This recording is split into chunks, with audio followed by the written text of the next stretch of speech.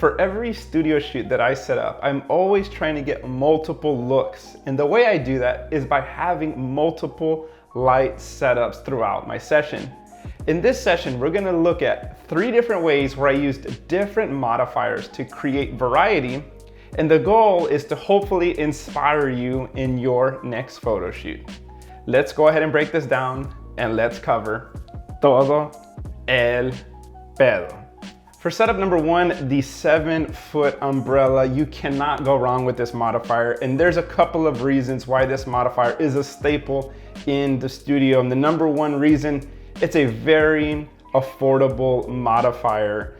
Because it is huge and it's large, it produces some stunning, beautiful, soft light.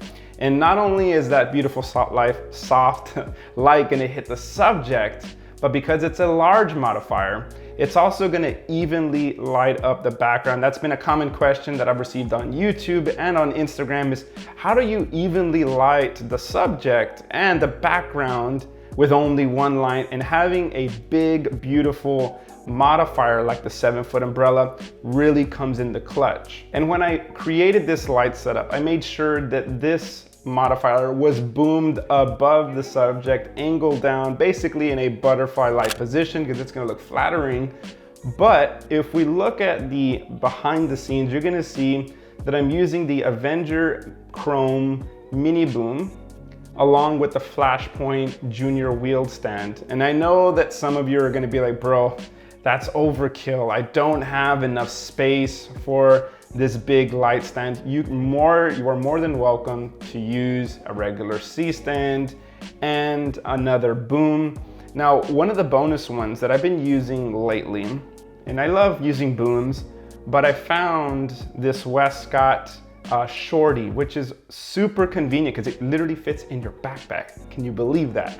You can kind of create butterfly lighting with this awesome little extension for your C stand. So I'm gonna show you a comparison of using this light setup with the Shorty compared to the boom options. And if you wanna give it a try, I'm sure you guys are gonna love the results because I have this packed in my light bag now and I'm taking it everywhere I go because sometimes I wanna boom my light, but I don't wanna use these big heavy duty boom poles and C stands. So this is a great alternative. And as we look at the final photograph, you can tell that I was going for a red theme. So we got red dress, red background, and then of course we have the red props with the roses. And the whole purpose of the roses was to give the hands something to do.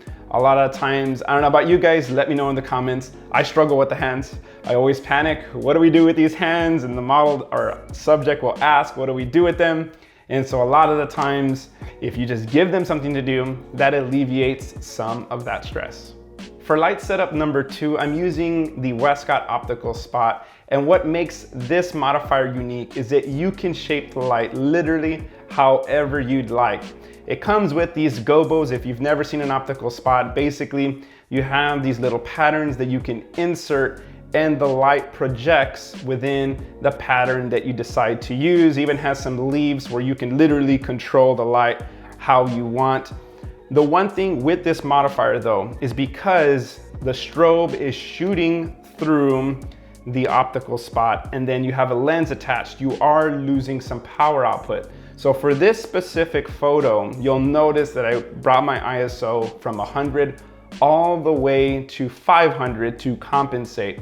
And it's also very important when you're using an optical spot to turn off all of the lights in your location, to have a dark room so that you can use the modeling light to have a preview of the final results. That just helps you out so much to be able to carve and kind of see where the light's gonna be falling off.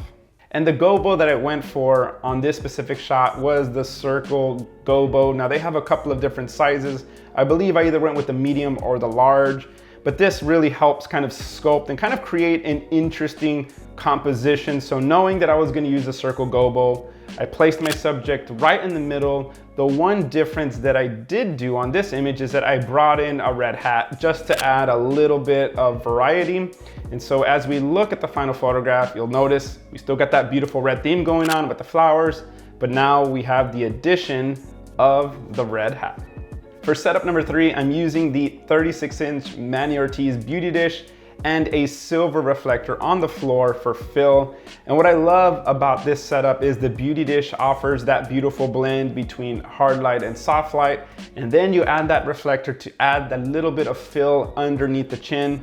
And just like setup number 1, I'm putting it in a butterfly light position, which means I have the modifier angled up above my subject, angled down, so we get some beautiful flattering light on the subject. The only difference now is that I have that silver reflector for that beautiful fill. Now this is probably one of my all-time favorite setups in the studio. Anytime I'm working with a new subject, I'm definitely using this setup because it offers so much flexibility.